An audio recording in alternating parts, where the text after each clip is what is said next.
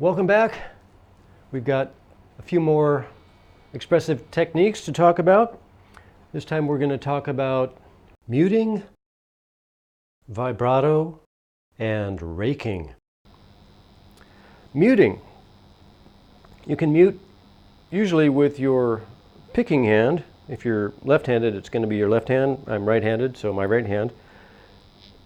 You put the heel of your palm a little bit over the bridge or the saddles on your electric guitar, if you've got an electric guitar. If you play an A chord like this, barring the second fret, and you want it to ring out like that, that's fine. You can do your basic rock and roll, Chuck Berry kind of thing, where you're alternating first finger, third finger on the D string. But a lot of guys like to put a little palm muting into it for a little more, I don't know what effect. A muted effect, a little bit punchier. And you can do it just lightly, or real heavy. Now I'm almost deadening the strings completely. You can do it also with single note. You're playing a blues riff.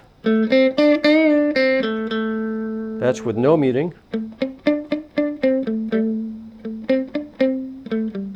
That's with just a little bit of palm muting.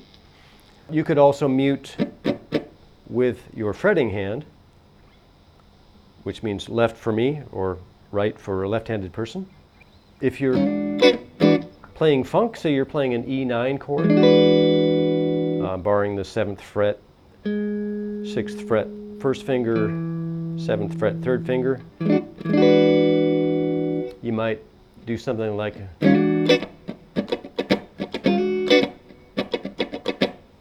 so. Part of this chicken pickin' thing that we do in funk music is to lift off of the strings just a little bit to mute them, and then we get just a percussive effect. So real quick, that's what muting is about, and later I'll be showing some other kinds of licks and solo things. We're probably going to have some muting in there occasionally.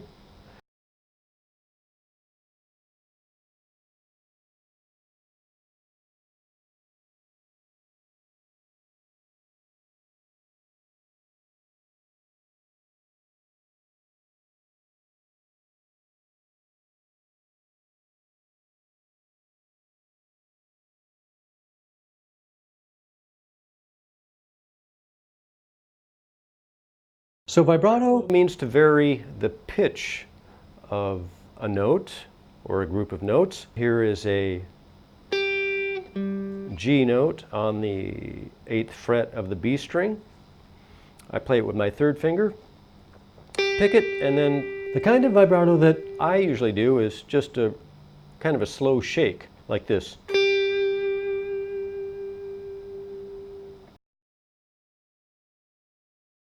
To do a shake vibrato, you only want to have the tips of your fingers touching the guitar neck.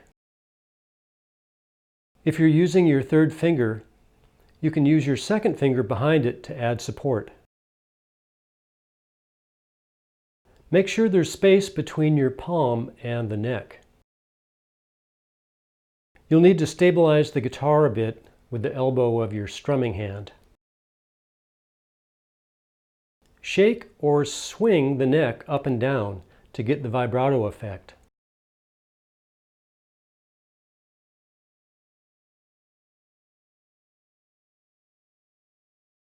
Of course, you can also do it with just your first or second fingers. Practice doing little shallow vibratos and also big, wide vibratos. You can also use it while holding 2 or 3 note chords.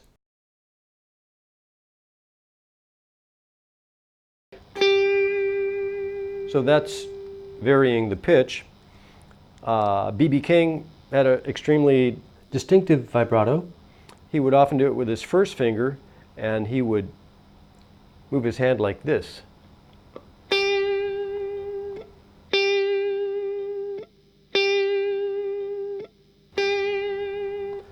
So he would put kind of the knuckle of his first finger against the edge of the neck, and then use these fingers to create some kind of momentum back and forth.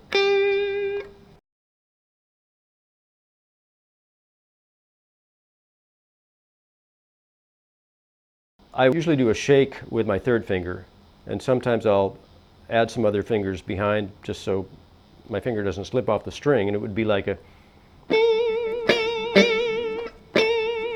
And I often put what we're going to talk about next, a rake, into it, because I'm swinging the string so far up and down that when I pick it, it seems natural to rake over some of the other strings here. So that's what a rake is here's your target note. If I put my first finger here again, I'm going to mute with probably my fretting hand, and I might put them in the shape of a chord, say like a D triad here, 12, 11, 10th fret. But these I'll just lift up so that when I glance over them, it sort of is melodic. But mainly you're just muting. When I'm up here near a harmonic, I have to be careful not to make a harmonic there. So it's better maybe down here in the key of C. That's if I'm raking to my first finger. It's just a great blues technique. It adds some expression, some emotion. So B.B. King, when he does his first finger vibrato, he'll often put a rake in front of it, like that. It's a very great blues technique. If I rake to the top string, I'll often target my third finger. And now I'm going to mute with my first finger here, like in slow motion. And I'll often bend it.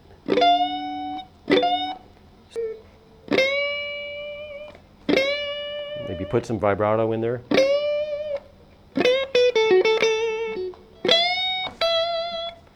So something I use a lot, especially when I'm landing on my third finger and stretching, a rake.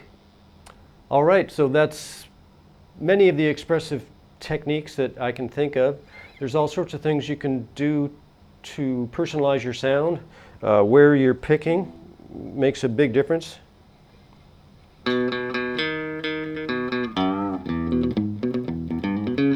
So if you pick close to the bridge, it's going to sound different than